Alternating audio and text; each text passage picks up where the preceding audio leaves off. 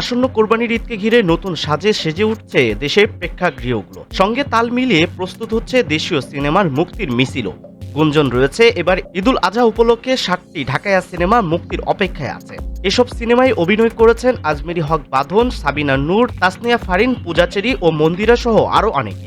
এই তালিকায় রয়েছেন জনপ্রিয় অভিনেত্রী শবনম বুবলিও।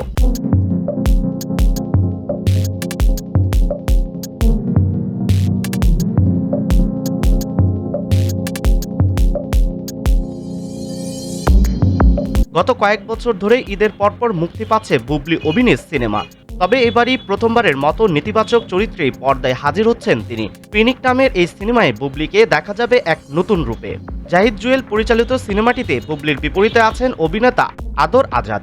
এর আগে তালাশ এবং লোকাল সিনেমায় একসঙ্গে অভিনয় করেছিলেন এই জুটি। পিনিক হচ্ছে তাদের তৃতীয় যৌথ প্রজেক্ট। থ্রিলার, সাসপেন্স ও অ্যাকশন ঘরানার এই ছবির কাহিনীতে গুরুত্ব পেয়েছে প্রতিশোধ এবং পাল্টা প্রতিশোধের তীব্রতা।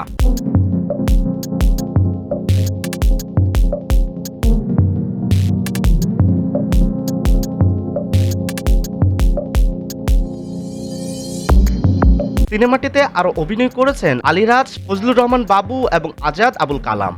উল্লেখ্য, বুবলি অভিনীত জঙ্গলি সিনেমাটি সদ্য সমাপ্ত ঈদ উল ফিতরে মুক্তি পেয়েছে।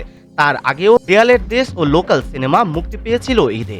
এবারের ঈদুল আজহায় মুক্তি পাচ্ছে বহুল পরীক্ষিত পিনিক, যেখানে প্রথমবারের মতো বুবলিকে দেখা যাবে খল চরিত্রে।